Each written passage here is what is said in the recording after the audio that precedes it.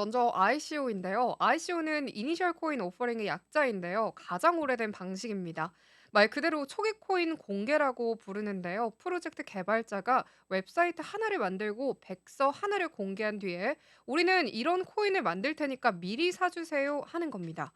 스타트업이 주식을 발행하는 IPO처럼 어떤 프로젝트가 새로 생겼을 때 이들이 만든 토큰을 미리 공개하고 암호화폐 프로젝트가 토큰을 발행해서 투자자들에게 판매해서 초기 투자금을 모으는 방식입니다.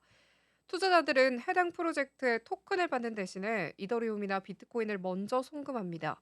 이게 마치 스타트업이 상장 전에 주식을 팔아서 자금을 확보하는 구조로 볼 수가 있는데요. ICO는 2017년부터 2018년 암호화폐 시장의 황금기와 함께 폭발적으로 확산이 됐습니다. 당시 ICO를 통해 유치된 자금은 220억 달러를 넘어섰고요. 이더리움과 그리고 파일코인, 텔레그램의 톤 등이 유명 프로젝트들도 이 모델로 시작을 했습니다. 2017년에서 18년에 이 ICO 붐이 불면서 수많은 프로젝트들이 이렇게 쏟아져 나왔죠. 본격적으로 주목을 받은 건 2017년, 바로 이더리움이 크게 주목받던 시기였는데요. 이더리움도 ICO로 이 자금을 모아서 시작을 하게 됐고요. 이 당시 수익률이 수백 배에 달한 프로젝트가 정말 많았습니다. 그때는 하루가 정말 멀다 하고 이렇게 새로운 프로젝트들이 ICO를 열었고요. 수많은 투자자들이 몰렸습니다. 한 해에만 약 100억 달러 이상의 이 ICO를 통해서 유입이 됐다라는 통계도 있었으니까요. 하지만 문제는 이게 너무나도 자유롭다라는 것이었는데요. 이 ICO가 누구나 만들 수 있다라는 점이 또 가장 큰 문제였습니다. 아무런 심사도 없고요. 또 규제도 없이 그냥 백서 하나를 올리고 웹사이트를 만들면은 누구나 토큰을 발행해서 투자금을 받을 수 있다라는 점이 가장 큰 문제점이었었죠. 그렇다 보니까 이 실제 사업 은행은커녕 투자금을 모은 뒤에 사라지는 이른바 먹튀 프로젝트들이 속출을 했고요. 결국 투자자들이 큰 피해를 입기 시작했습니다. 수많은 사기 프로젝트 그리고 러그풀 먹튀 사건들이 발생을 했고요. SEC 같은 금융당국에서도 ICO는 미등록 증권 판매라면서 제재를 가하기 시작했던 것이었었죠. 예를 들어서 2017년에 핀코인과 이 아이파는요. 약 6억 6천만 달러를 유치한 뒤에 사라졌고요. 대표적인 사례가 이 센트라테크인데요. 센트라테크는 유명 연예인이 광고까지 맡았었던 프로젝트였는데 결국 사기 혐의로 창업자가 체포가 됐고요. 2018년 기준으로 전체 ICO의 80%가 사기 또는 실패로 마무리가 됐다라는 분석이 나왔습니다. 미국 이 증권거래위원회인 SEC도 본격적으로 칼을 빼들기 시작했는데요. "이거 증권 아니냐. 등록도 안 됐는데 투자금을 받았으면 불법이다." 뭐 이런 식으로 칼을 빼들게 됐습니다. 결국 ICO는 지금도 미국을 비롯한 여러 나라에서 법적 화색지대에 머물고 있는 상태입니다. 그래서 등장하게 된 이 대안이요. IEO입니다. Initial Exchange Offering인데요. 이건 중앙화 거래소가 중간에 개입을 해서 프로젝트를 심사하고 토큰 판매를 대신 진행하는 겁니다.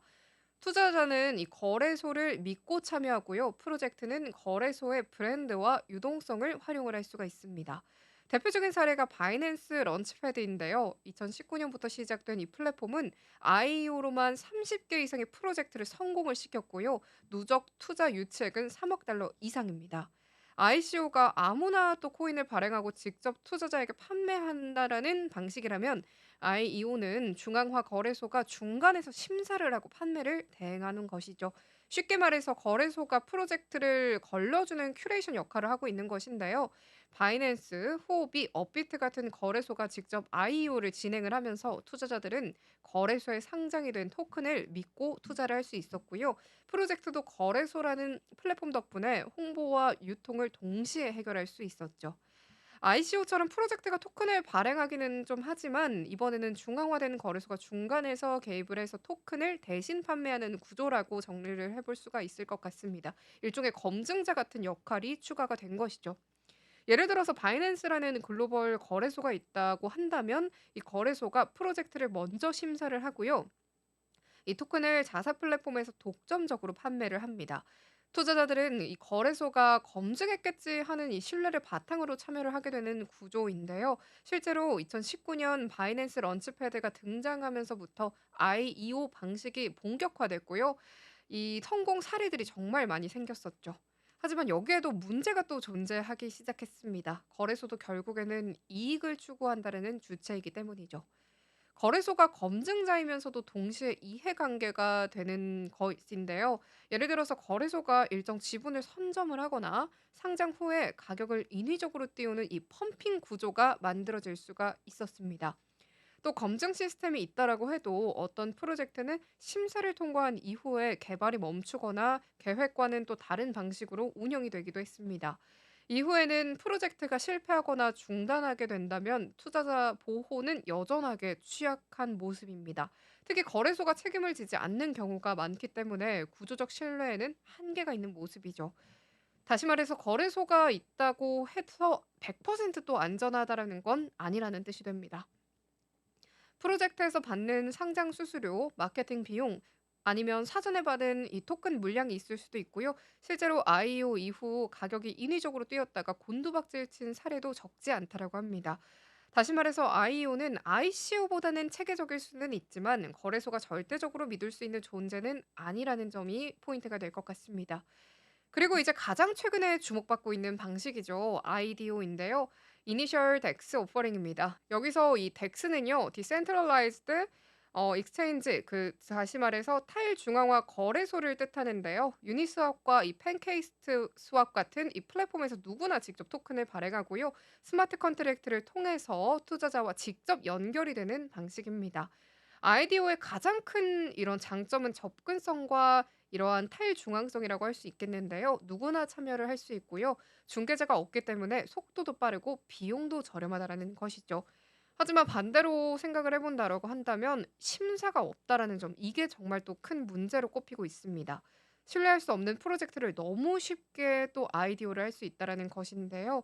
또 초기에 매수한 투자자들이 토큰 가격이 오르자마자 바로 매도를 하는 이른바 펌핑 앤 덤핑 구조도 문제가 됩니다. 가격이 급등한 뒤에 급락을 또 하면서 일반 투자자들이 손해를 보게 되는 구조가 발생을 하는 것이죠. 이런 문제를 또 해결하기 위해서는 최근에는 이 화이트리스트 등록 그리고 토큰 락업 그리고 커뮤니티 투표 승인제 같은 조건이 붙는 경우가 또 많아졌습니다. 그냥 누구나 자유롭게 올리는 게 아니라 어느 정도는 커뮤니티가 걸러주는 구조로 또 진화를 하고 있는 것이죠.